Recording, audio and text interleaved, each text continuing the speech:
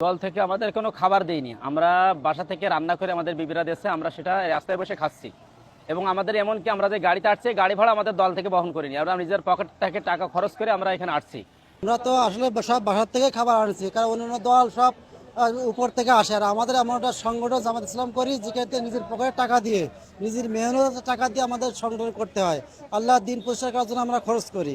আমরা কোনো উপর থেকে অবৈধ ইনকামে দিয়ে আমরা দল চলে না, আমরা খরচও করি না। আমরা নিজের বাসার থেকে নিজের বিবি খাবার তৈরি করে দেয়, সেই খাবার নিয়ে এসে আমাদের পকেটে খাবার নিয়ে আমরা খাচ্ছি। আমি বাংলাদেশ জামাত ইসলামের একজন কর্মী। আমরা সেই সুদূর গ্রাম থেকে এই ঢাকাতে এসেছি একমাত্র আল্লাহ দিনকে বাস্তবায়নের জন্য, দিনকে প্রতিষ্ঠার জন্যই নিজেদের অর্থ সম্পদ, যান মাল এগুলো হাতে নিয়ে আমরা আজকে এই সমাবেশে এসেছি। এবং আমাদের পকেটের টাকা দিয়ে আমাদের নাস্তা, তারপরে আমাদের খাবারগুলো এগুলো আমাদের কিনতে হয়েছে। আমাদের বাসা থেকে বিবিরা পাক করে দিয়েছেন, রুটি শুকনো খাবারের ব্যবস্থা করে দিয়েছেন, তৈরি করে দিয়েছেন। আমরা এগুলোর ব্যবস্থা করে নিয়ে আমরা এই ঢাকায় রওনা করছি আমাদের সমাবেশে। অন্য অন্য দল তো দুনিয়াবি স্বার্থে রাজনীতি করে, দুনিয়াবি স্বার্থ কিছু অর্থ পাবার জন্য রাজনীতি করে, কিন্তু আমরা একমাত্র আল্লাহ পাকের সন্তুষ্টের লোকে এই দল করি, ইসলামী সংগঠন করি। ইসলামী সংগঠন এই জন্যই করি যে আল্লাহর জন্য দিনকে বাস্তবায়ন হবে এবং আল্লাহ পাকের সন্তুষ্ট অর্জন করতে পারবো। এই জন্যই পর্যন্ত যত প্রোগ্রাম হয়েছে, আজকের সমাবেশের ব্যতিক্রম।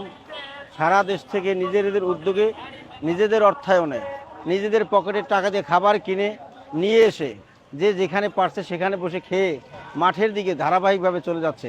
আপনি যদি একটু পিছনের দিকে তাকান, স্লোগানটা দেখবেন যে কিভাবে মানুষজন যাচ্ছে। এজন্য এটার বিষয়ে ইসলামের ব্যাপারে জামাত ইসলামের কর্মীরা যে আগ্রহী এবং ইসলামী শাসন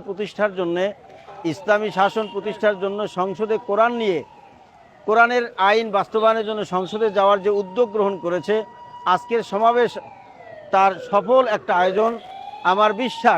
আমাদের বিশ্বাস এই সফলতা কাঙ্ক্ষিত লক্ষ্যে, আল্লাহর রহমতে কাঙ্ক্ষিত লক্ষ্যে জামাত ইসলামী পৌঁছবে। আর দ্বিতীয়ত, অন্যান্য সংগঠনরা খাবারের জন্যে, চেয়ারের জন্যে, নেতৃত্বের জন্য, সামনে হাঁটার জন্যে যে মারামারি হয়, খুনাখুনি হয়, এখানে তার কোনো ব্যতিক্রম নয়। ছোট্ট একটা বাচ্চাও যদি আমির হয়, নেতা নির্বাচন করা হয়, আর পিছনে যদি কোনো প্রিন্সিপাল সুপারও থাকেন, তারা ওই আমিরের নির্দেশ মতোই যেখানে বসাবে সেখানেই বসবে। আজকে সারা বাংলাদেশ থেকে জামাত ইসলামীর এই মহাসমাবেশে জামাত ইসলামীর নেতাকর্মী ও সাধারণ জনগণ অংশগ্রহণ করেছেন। আপনারা দেখতে পাচ্ছেন যে জামাত ইসলামীর নেতাকর্মীরা সারা দেশ থেকে এসেই এখানে অনেকেই সকালের নাস্তা গ্রহণ করেছেন। আমরা যারা এখানে নাস্তা গ্রহণ করেছি, আমরা নিজস্ব পয়সায়, নিজস্ব অর্থায়নে, নিজের পকেটের টাকা খরচ করে আমরা এখানে খাবার খেয়েছি এবং অংশগ্রহণ করেছি। জামাত ইসলামী অন্যান্য রাজনৈতিক দলের মতো নয়। এটি একটি আদর্শিক সংগঠন, এটি একটি দ্বীনি সংগঠন, এটি একটি দেশ গড়ার কারিগর, এটি একটি স্বতন্ত্র শিক্ষা প্রতিষ্ঠান।